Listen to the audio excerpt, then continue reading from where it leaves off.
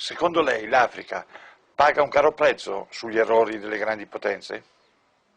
We end up with injustice, we end up with corruption, we end up with poverty, we end up with the worst possible things, we end up with the image. I don't have to tell you the image that you have in Africa.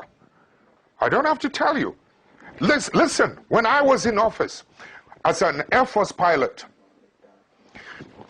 I went to school and trained in the cities.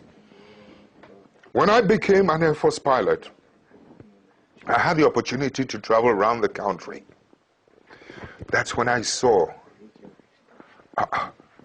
there is a big difference between those of us living in the cities and the mass people who feed us living in the rural areas.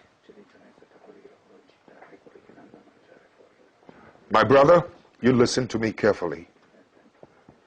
The water they drink in those rural areas is such that the water you use to flush your toilet, the water we use to flush our toilet in the cities is much cleaner than the water they drink in the villages. No clinics, no hospitals, etc.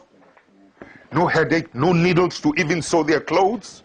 That's when I began to see the parasitic relationship between our cities and this thing. I mean, I've seen too much injustice in my country when I decided enough was enough. When some of us began to decide that something has to be done about it. When we emerged into political office, you know something? Electricity used to be limited to only 27% of the country. In the shortest possible time, we were able to, with Italian assistance, we were able to extend electricity from 27 to almost 87% of the rest of the country. We were able to extend roads. The infrastructure was improved every part of the country.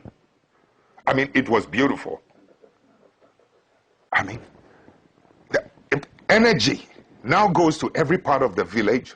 Children can now go to school and can learn at night, so that my children living in the city will not have an advantage over that child in the village. My child has no superior, was not born with anything superior than that child in the village. But so long as that child in the village is denied and deprived of electricity to learn at night and good water, etc., my child in the city will always have the advantage over the ones in the rural areas. I've been to school where rural students were doing better with the passage of time than those of us in the cities. Please, I know the potential of humanity. So when you're talking about the effects of some of these things, sometimes, you know, these superpowers must learn to accommodate and to live and to accept patriotic leadership, patriotic citizens. Too often, they're happier with people who are not patriots.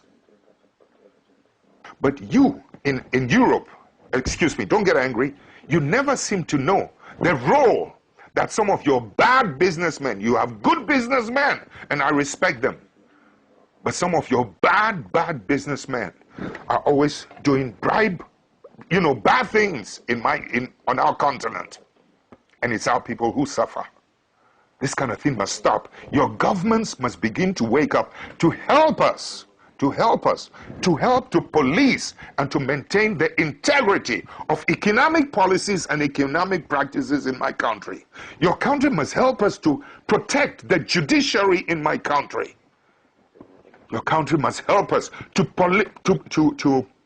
police and to monitor and to protect the political integrity in our continent.